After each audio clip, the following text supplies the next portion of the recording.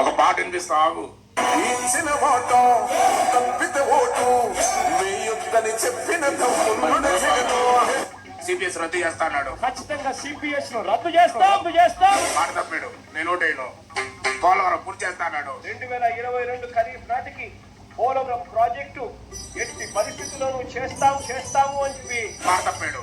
నేను mega TSC release చేస్తా అన్నాడు. అధికారంలోకి వచ్చిన తర్వాత మెగా డిఎస్సీ పెడతామని చెప్పి ప్రతి పిల్లాడికి చెప్తా ఉన్నా. మాట తప్పాడు. నేను మళ్ళీ నేను ఓటేస్తే మీ వాడు దొమ్మలేనోడు అయిపోతాడు రా. ఇలా నమ్మకం లేదు, పోక్కలేదు.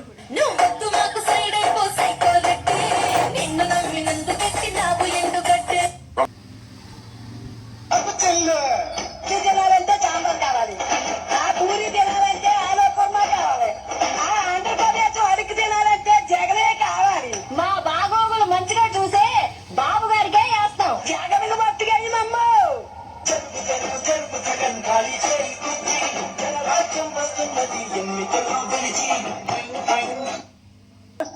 నూటికి 99% అమలు చేసి చూడండి అక్కడ ఏముందో. ప్రతి సంవత్సరం జనవరి 1వ తారీఖున క్యాలెండర్ కూడా విడుదల చేస్తాను.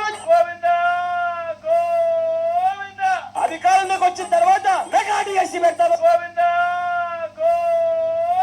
సిపిఎస్ మనం అధికారంలోకి వచ్చిన వారంలో చేపించేస్తాను. 2024 ఎన్నికలు జరిగే నాటికి అందనేది లేకుండా చేసిన తర్వాత ఓట్లు అడుగుతాను. అంటే నేరుగా మీ బిడ్డ బటన్ నొక్కడం, నా అక్క చెల్లెమ్మల కుటుంబాల ఖాతాల్లోకి నేరుగా వెళ్ళిపోవడం. నేరుగా కాదు కదా, కోరుగా కూడా పడలేదు. నేరుగా ఏడుపడింది నేరుగానా ఇస్తానన్నదా ఇవ్వాలి. దాని మీద ఎంతో మంది అమ్మ ఆడవాళ్ళు ఆధారపడిన మహిళలకు ఇస్తారని చెప్పడం ఎందుకు? బహిరంగ సభ మీటింగ్ పెట్టడం ఎందుకు? దేనికోసం? ఎండలో పడిసి వచ్చాం ఆ మీటింగ్ విని నేరుగా నీ అకౌంట్ నేరుగా అన్నాడు. ఏది లేదు తుస్సే ఇంకెందుకు ఇబ్బందిగా ఉందని రాయించి కొట్టేశారు. ఎవరో పాపం 3 గుడ్లు పడ్డాయి. ఆ 20% కూడా పోయి పూర్తిగా 100% సన్న బియ్యం, అటువంటి క్వాలిటీ ఉన్న బియ్యంతోనే ఇవ్వబడుతుంది.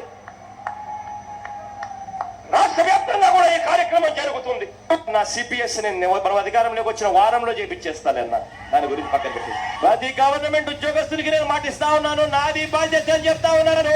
వారంలో చేయిస్తానని చెప్పి మీ అందరికీ హామీ ఇస్తా ఉన్నాను. అడుగులకు బలహీన వర్గాలకు కష్టపడే వాళ్ళందరికీ కూడా 45 ఏళ్ళకి పెన్షన్ వచ్చేట్టుగా చేస్తాను అని చెప్పి చెప్తా ఉన్నాను.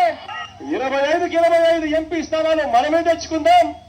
ఆ తర్వాత ప్రత్యేక హోదా ఎలా రాకుండా పోతుందో కూడా గట్టిగా చూస్తామని చెప్పి కూడా చెప్పండి.